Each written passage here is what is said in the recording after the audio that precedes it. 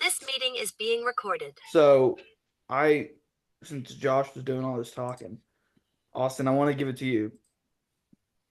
Start me off. What is the most interesting cabinet pick that we've seen thus far, or that you have seen thus far? I mean, that's a tough one because it's like that's really tough because I saw a tweet today. And it was really funny. It was like day one was like it's Bush 2004 all over again. Then day two was like who even is this guy? And then day three is like we're just picking whoever we feel like at this point. I definitely think chief of staff was kind of normal. State was normal. Um, if you put me against a wall and made me choose, I would definitely say the Secretary of Defense pick. Still, I just cannot get over that one. I mean, it's really funny because everybody was like, "Who's he going to pick for that?" Because like the rumor had been for a while, like it could be like Elbridge Colby, it could be somebody like that. And then he's just like, "Yeah, I'll just pick a Fox News host." I mean, it's definitely classic Trump, but like. Yeah, that one is a little out there for me. I mean, everybody's kind of focused on like the like Kennedy for like health and human services. I mean, given his interest, that doesn't really surprise me. And I mean, Trump did kind of owe him because of the campaign endorsement. But yeah, I would definitely say Secretary of Defense. That's probably the one that's the most like out there for me. I think. What do you think? What do you think, Josh? So, I also think the Secretary of Defense thing was a kind of a shock. Honestly, the Matt Gates AG is what Yes. kind of struck Yes. my interest on things. So I'm gonna go with the Matt Gates pick at AG. And that's where I'm at on that. So we Um, we talked about that this one, last time. yeah, go ahead. If I think you made the joke about Christy Nome doing DHS. And it's like, what kind of immigrant? I think you were like, what kind of immigrants are you trying to prevent from coming over, like, Canadians or whatever? And I was thinking about that, and I think one of the things I said is having people like this can show that your administration might be a little incompetent. You don't have a ton of trust. You don't have a ton of experience, credentials. I think I'm starting to see more and more of that. Like with Matt Gates, I was like, that's not a good pick. Secretary of Defense, I was like, that's not a great pick. You know, DHS is like, I don't know if I'd put them. Like, I don't know if I'd say any three of those are qualified people. You know, Agreed. Because I had the same situation with Senator Fume. I mean, there's a lot.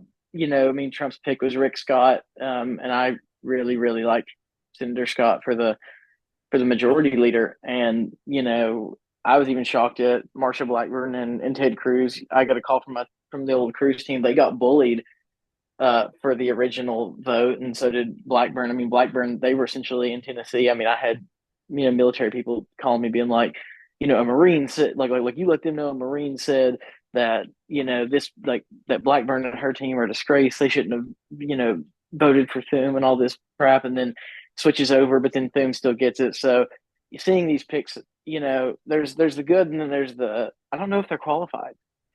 yeah. I just don't know. I think the person who I thought honestly was probably the most qualified was Marco Rubio, and I'm surprised I was even saying that. But even then, like some of these picks, like you know, I, maybe Austin, maybe you know this a little bit better. Is what's the reason? Like, what kind of coalition is he trying to put together in his cabinet? Because I'm like Marco Rubio's this old school neocon. Matt Gates is obviously MAGA. So I'm like, what kind of like group is he like really trying to put together here? Especially with JD Vance is kind of different from all three of these guys. What do you think? I think. Well, I saw this Twitter theory, and I know I keep saying that, but like, there's a lot of good coverage on Twitter in general. But like, the theory that I saw was like he waited for like the more out there picks until he kind of knew who he was dealing with the Senate Majority Leader, and he could. I think kind of withholding his. I mean, he never directly endorsed anybody. I mean, it was like Josh said, it was pretty obvious Rick Scott was kind of the preferred of that camp, but he kind of held out publicly. So I think the strategy was to try to wait and see what the Senate would be at, and now that he kind of knows, he's just kind of going full bore with it. As far as like coalition though, it's I don't know. I mean, it really is kind of weird because it's like I said, like that the day one picks, you had like Rubio, you had Susan Wiles as like the chief of staff. It's like these are fairly conventional picks. I mean, it's not what I would like, but I mean, it's fairly conventional. And then it's just progressively got weirder, weirder with each passing day. I Well, mean, I'm looking at like Treasury, and I'm like, okay, we all know he loves not Nick Diamond, Jamie Dimon. It's like we all know he loves Jamie Dimon, so he's probably gonna have some Goldman Sachs guy come in for Treasury. He's probably gonna have some oil guy doing interior. Like those kind of things make sense. He already said he's gonna get rid of education. So I don't know if you saw it, but a few minutes ago, I don't know if it's been confirmed yet, but the rumor was he picked Doug Burgum for interior. yep, He's I figured that's who he would do. I figured that's who I he would think do. governor of North Dakota, ain't it, or is it South Yep. Dakota? Yeah, okay, yeah, he's North Dakota, and Chrissy Noem's is South Dakota. Okay, um, I don't know. I mean, it's like I said, I know everybody's kind of like the Kennedy pick's weird, but at least I kind of get the thought process I behind get it that. because I mean, I get that one.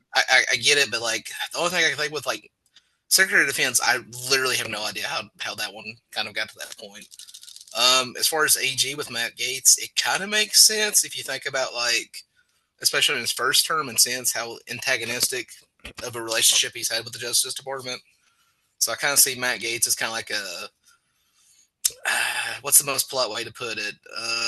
A chaos candidate in the sense that he can kind of put him in there and kind of, if not gut Justice Department, at least try to, kind of rein it in, kind of keep it in such chaos. It's not as much of an issue as it was last time, but Yeah. I don't know. I mean, So, they're really all over the place with these picks. so Josh, what do you think about Gates like actually being able to do the AG job? Like, I don't think he's qualified, but I'm like ideologically, like or like energy wise and stuff like that. Like, I think he could do it. And honestly, it might kind of be what you want. Like being like, hey, we're gonna go after this. We're gonna go after this. We're gonna go after this. What do you? Yeah, I mean, I'm with you, man. It shocked me really. Like I said, I kind of sat around and I was like, because the whole time I was kind of sitting around, and I'll just be frank here.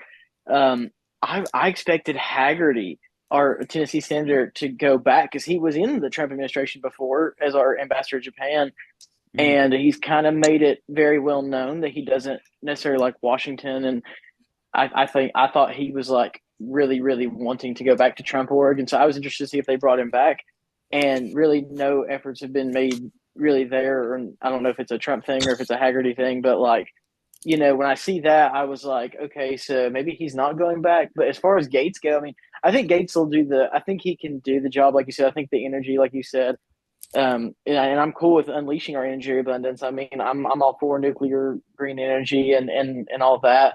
So I'm excited for that, but it's also still shocking. You said like Austin said, and like we've all been saying here, it's like these picks just get weirder by the day. Like you'll sit around, you're like, okay, I'm waiting on this pick, and then it's like something completely off brand of what I thought it was going to be for the MAGA or for the Trump org. So watching it turn has been just weird. But I think Gates, at the end of the day, can do the job. It's just I don't know to what effect it's going to be.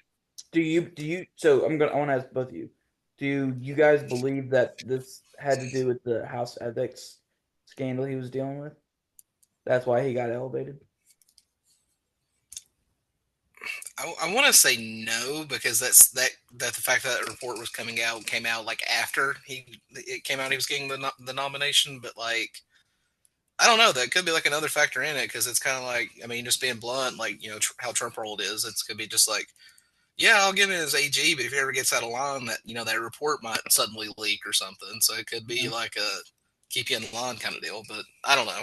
I mean, it's Um, Same boat here. I mean, I think it's one of those. I think it came out, and it was when it came out. I think the timing. I don't want to say that was the effect, but at the end of the day, it's like I think we have to look at it now due to some of the picks. Now, I think we have to look at it like maybe that was a factor, and we just were like, oh, it's not, and now it is. So when you guys were voting for Trump, and if I said, hey, start putting together what you think a cabinet's going to look like, how many of these people would have been on it? do you want to go Or first, Josh? even suggestions? So I'll be honest, dude. Like less than like 40% of these people I thought were going to be picked. I'm just going to be a buck 50 about it. Oh, wow. Almost 50%. I didn't think we were gonna, like just off of like the election cycle that we saw. I genuinely didn't think that, like I said, I'm sitting on 40% right now, that I'm just like, wow, like I wouldn't have thought that that's where Trump would have gone, or this is where he would have gone, especially after, like you said, like I said earlier, like him making known some of the people that he wanted in certain positions, kind of watching how it goes across the thing, and him having people on some certain calls. I'm like, you know, I'm shocked, but it's also like he might know something I don't. So that's kind of where I'm at. Is maybe he knows something that I don't know. Everything awesome. I honestly probably would have picked very few of these people. Like, honestly, like I probably I could see the Matt. Like, I never would have thought of the Matt Gates thing, but like that's kind of funny just as like a play in of itself. So I mean, for like the laugh of it, I might have done it. But I mean, one thing I thought about too and missed all this because I'm sitting here like I don't really like these choices, but I'm also like, who are the possible like replacements for him? Like, who else could I pick? Like, the only one I could really think of would be like, and you know this, I'm a huge Elbridge Colby guy, so like I would have either put him as SecDef or I would have put him as National Security Advisor. So I glad you think, said that. yeah, because I mean, like these, I don't, I'm really not a big fan of the neocons. Well, Like, and honestly though, it's like if you really are about national defense and you're all in on that, would you rather be in, say, maybe, I mean, he could still chair the National Security Council, or would you rather be on defense? You yeah, know what I mean? So it's like honestly, like with defense, I feel like it's not as important of his job as it used to be. I feel like a lot of yeah, that stuff has gone to the National Security Council. yeah. So it's Well, almost like then too, he could be on there, and he'd honestly have more latitude to do whatever Trump wants him to do. yeah. Well, then too, the other thing I think about this is like, you know, we mentioned it last time, but like there's been reports out now that like they're begging him to quit picking House Republicans, and it's like I really don't know what the play is there because somebody like I saw somebody did the math and they're like he's already like reduced their majority down to like 216 if all these picks go through, and it's like I just I don't know what the play is there with some of this. I really don't. I think what we saw with his relationship growing with Elon Musk, and then obviously him going into government efficiency with Ramaswamy, I think a lot of people like kind of fell into the, oh wow, like Elon's gonna be doing this thing. So like I think we expected more of that style of pick, and I think it's, kind of gone these different ways. And so in a way it's been a shock just because of what we saw through Twitter and through the other medias. Yeah. Well, what makes that whole thing funny too is it's not even an actual government department. Like they're actually keeping it separate, which I think is makes it even funnier because it's like somebody compared it to like when a city has like an investigative committee and they're just trying to get rid of people they find annoying. Yeah. Which and there has been reports that like I think Susie Wiles and them are kind of already getting kind of fed up with like Elon and stuff. So it's like, are we already seeing cracks in this coalition before we even get out? Like like 2 or 3 weeks. But dude, that's the thing, man. And I was sitting here. Look, I've been really into 2026, 2028 Senate maps because that's where Democrats have to win. And I'm sitting here and I'm looking at this and I'm like, you could make it like this doesn't look great. Like there's like we said, defense, AG. There's some issues with that. HHS you can easily go after, and then maybe DHS and maybe EPA. So it's like okay, there's already some people here you can kind of go after and prevent from doing anything. But looking at 2026, I'm like, okay, there's maybe three easily that you could win there, and then there's going to be several more now in 2028 with Marco Rubio going to state, and then JD Vance leaving. And so I'm like, okay, those are like two seats that maybe I wouldn't have considered in play. Now those are totally in play. And so I'm like, you can have a 6 point swing to where now Democrats are 53 to 47, And I'm just like, this is how it'll start. Is you'll still have some incompetence, they'll win in 2026, and then it'll be just a referendum on Trump and the Republicans in 2028, and then you get 6 more seats coming your way, you know? So I don't know, but that's just something that I was thinking about when I see this is I'm trying to like put it together and I'm like that's one way you're gonna lose if you just keep adding a bunch of numbskulls in your cabinet. Well, somebody like I saw like a really good tweet earlier. Somebody's like, "This just feels like 2017 all over again." Like it literally, even the cabinet composition kind of Yeah. is starting to seem like that because you've got like conventional picks, then you've got like the completely out there picks. It's just it's 2017 again. Yeah. It is. It is. Yeah. You know, like you said, it is that. It feels like that 2017 again, and like you said, Andrew, too. It's like it kind of bothers me because like we spend all this time, like you come up with this plan of like, okay, well, hey, we're not running for reelection in 28, so like go in here, like let's let's let people know what the frauds that this government is, and XYZ and this agenda. So like to see like these picks, the way that some have been made, like you said, some of the numbskulls, it's like, are we setting ourselves up to have this situation, in 26? Like it feels like we're staring down the barrel of that. Well, and so let's go back to deportation. Okay? 'Cause let's tie this. We can tie this into the realignment. I've already told you and we've already agreed. We're walking. You could be walking on landmines trying to do that shit. And who do you got? You got Kristi Noem over here pushing it, tied with the border czar, who was also kind of pushing it too. And then if there's any legal challenges, Matt Gaetz is going to be the one up there defending you. It's just kind of like, like that's not really like a great like group of people you want to have out there during a deportation, and then immediately swing 10% more of Latinos towards the Democratic Party because of it. And now, yeah, you're not going to win those voters back in 2028. And it's just like that kind of thing where it's like, if you really want to like stop your progress you're making in key demographics, this is also one way to do it. You got to have good people in there, and I don't think they're having it in there, especially for some of the stuff that they want to do. But we'll see. I mean, look, there's still what, half of this up here. They could definitely put some people in here. But I would love to see what that's going to be.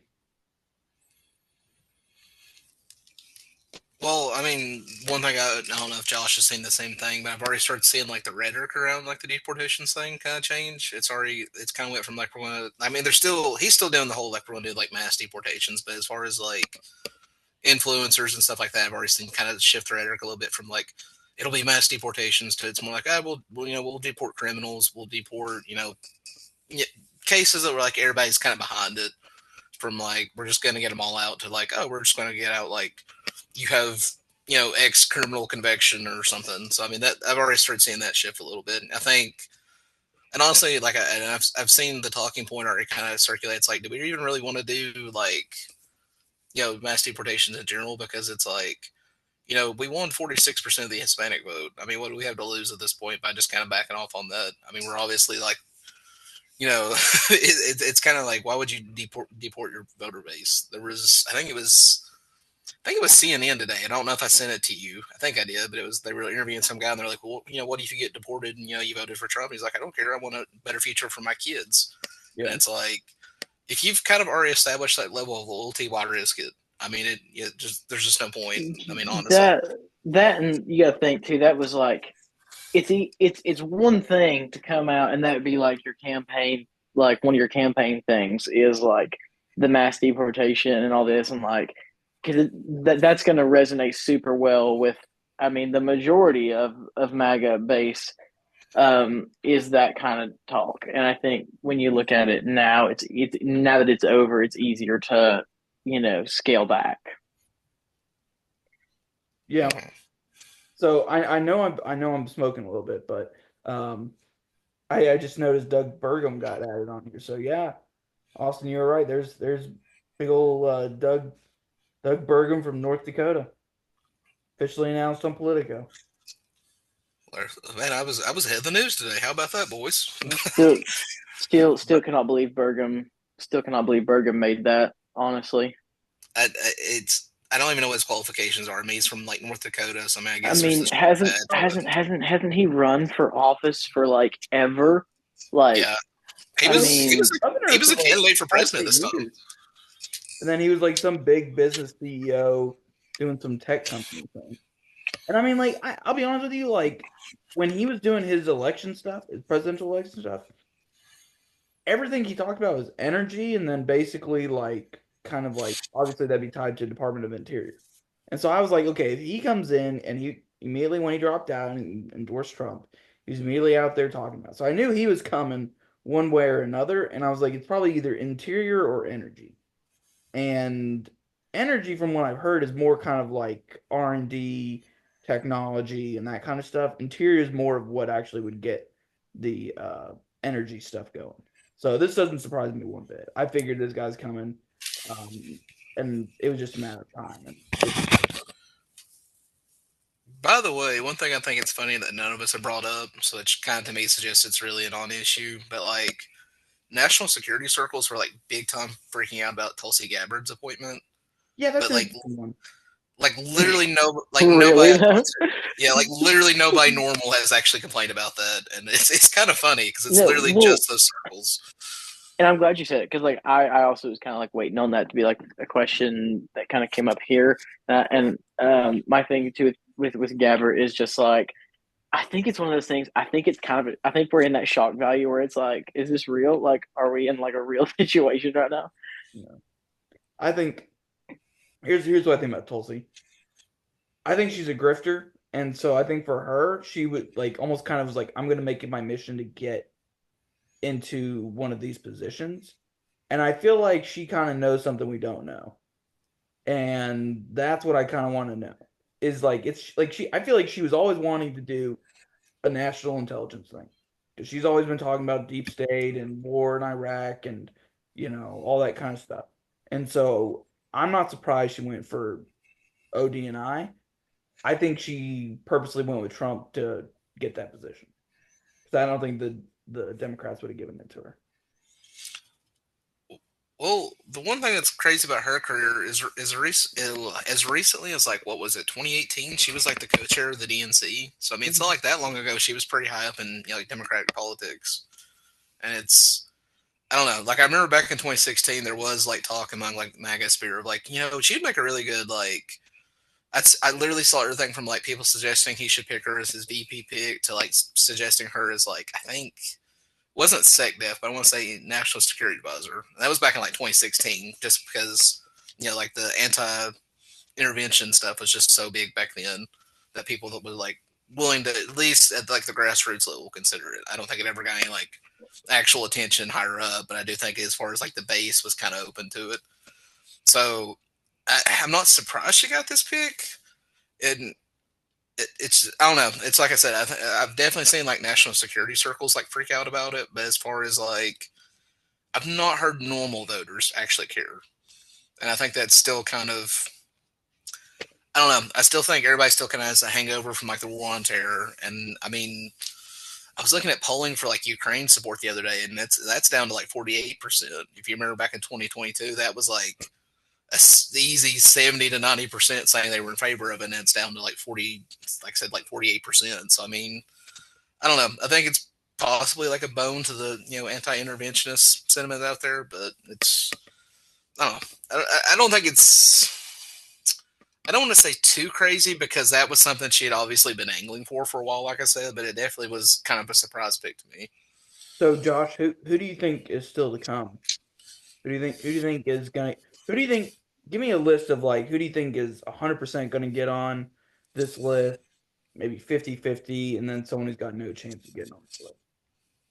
Ooh, that's a tough one. I'll be honest. All these picks are weird right now, but that's this is tough right now. I still think Haggerty has a shot somewhere. From Tennessee as a senator. I think you'll potentially see Tim Scott. And maybe if y'all have any opinions there, I think Tim Scott for sure is still in the mix of it. But other than those two, for me, it's kind of everything's up in the air. Like Treasury or Commerce. No, I agree. I mean, I'm not saying it's like something like super, but I definitely think it's one of those two.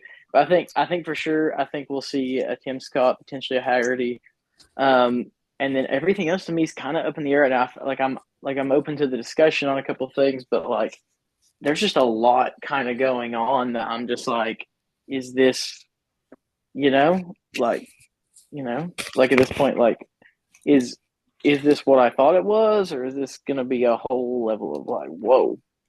What do you think, Austin? The only one that I feel reasonably confident at this point is there has been like a rumor the last few days that he's going to put Cash Patel as like the FBI head once he gets in. Uh, the rumor is he's either going to make a what's his face that's currently head of FBI. I can't think of his name off the top of my head. You know what I'm talking about though, but like I cannot think of the current FBI head's name. But the rumor is he's either going to make him resign or he's going to fire him and then replace him with like Cash Patel, and that's about I've the only I've one. I've heard the Patel rumor. I think you're right. But that's the only one I have any reasonable confidence I in at this point. That's why I put it as a toss up. I didn't know if it was going to be real, but you have a good point there. I think Uh, I could maybe see who is the guy who went and spoke at the Republican National Convention? which one? Or who was You like talking about Hulk Hogan? no, who was a labor leader? Oh, that's a good one. He was the Teamsters head. I can't think of his Yeah, name I though. could maybe see him getting put in for labor. That would be a good Whoa, one. a Teamsters guy. By the way, Teamsters not being like on the liberal side is crazy to me. That's what I'm Um, saying. So Absolutely nuts. Like I remember thinking this was like it felt like a DNC that was like kind of Republican masked yeah. Well, when that's the what I'm saying. Teamsters were speaking. He's been hanging out with him. He's been talking to him. I think that could be an easy, like, hey, we're pro labor, but like this kind of labor, like, very conservative, very trade union-y, not public teachers or anything like that. Like, very, very more on the conservative side, especially since I feel like he got so many votes that Yeah, typically Democratic in yeah, this. that's fair. That's fair because, like you said, like I don't see it being like a oh you're going to come here and do the labor you think. 'Cause like you said, like there's no way like Yeah. teacher stuff is, especially with the way the DOE is going, like there's no way that the teacher stuff is going to happen or like stuff like that. I would say maybe 50-50. Um, I don't really know. I mean, I can see uh some Midwest like governor or something coming in and doing one of these things. Let Um, me let me let me throw something out there. I kind of would not be surprised if there's a lot of Hispanic picks from this point on, just to kind of throw a bone. I wouldn't be surprised if there was at least one of them. There But for sure will be one or two for sure. Which, by the way, you brought up the Teamsters at the RNC. Just as a quick segue, somebody had made a point. He's like, somewhere at the RNC, there's probably like a 104-year-old, like last of the New England Republicans that doesn't really care that they water down the pro-life amendment, but he's probably absolutely furious. There's like a labor head giving a speech at a Republican convention. 100%. The Bushes are rolling in their grave on that shit. The Bushes and the Reagans, they're just like absolutely not. I'm laughing because of the altar that they put like that kind of stuff on. So like it's funny to watch kind of like you said, Andrew, like they are rolling in their grave and that's valid. So, last question. What do you think about Elise Stefanik being UN? We got 3 minutes left. I got to make sure I end this before. But what do you think, Josh, about Elise Stefanik? I don't I'm not a fan. Um I mean, I can like get behind it and like I will support it and everything and that's fine. I'm just man, it was one of those weird picks that I had listed down. Don't know who I would have rather had or who I would have picked if had I been in that position, but I'm not the biggest fan. Open to discussion on this, but I'm not the biggest fan. So I'll say one, and then Austin, I want you to finish it. I think they are putting her there because they want her to get foreign policy experience and kind of elevate her a little bit. I think they were like, you're not moving up in the Republican House. She's obviously not going to win in the Senate. This is the only way to kind of elevate her. And I think this gives her a little bit of foreign policy experience in case they want to run her in the future. That's what I think. What do you think, Austin? Finish this out. I definitely agree with that. And the only thing like I can add to that is I do think it's interesting that in both his first term and his second term, he's put a woman in that position. Because originally it was the Nikki Haley, and now it's Elise Stefanik. Yep. So there's definitely something there where he's trying to like give them like foreign policy experience. I mean, obviously the relationship between him and Haley fell apart, so it'll be curious to see how it goes with him and Stefanik. But yeah, that's about the only thing I can add to that. And I definitely think you're right. I definitely think that's the angle with her, is trying to, like, I guess broaden the bench for like future elections. Yeah. I think just to kind of leave this here as maybe something to think about. I'm curious to see how Marco Rubio, Huckabee, Elise Stefanik, and obviously whoever he's going to put in National Security Council, and maybe even defense. How all five of those are going to interact when dealing with how you're going to stop all the stuff going on with Iran and Israel. I think that's going to be interesting to see if they all get kind of pulled in together, because I think there's big differences between any of them on that issue. So And on that note, I'll just throw this out there. I don't know if you saw the reports, but it came out on Monday that Elon Musk had met with the Iranian UN ambassador to see how they could like calm tensions down. Well, they also. I'm glad you said that, Austin, because so Trump. I don't know if you all pay. This is like I love geopolitics, by the way. Love foreign relation kind of stuff. But Trump had Elon on a three-way call with Russia at one point recently, oh, that's interesting. like with Putin. And so, like, I think it's funny that we're just like including Elon on these. Like that's hilarious to me. So I'm glad you said that, Austin, because I'm interested to see how that shakeup kind of goes down across relations and other things. All right, I'm going to stop it right here, but yep, we can definitely something we can discuss in the future. Yes, absolutely, 100%. All right. Good luck to talk about, gentlemen. All right.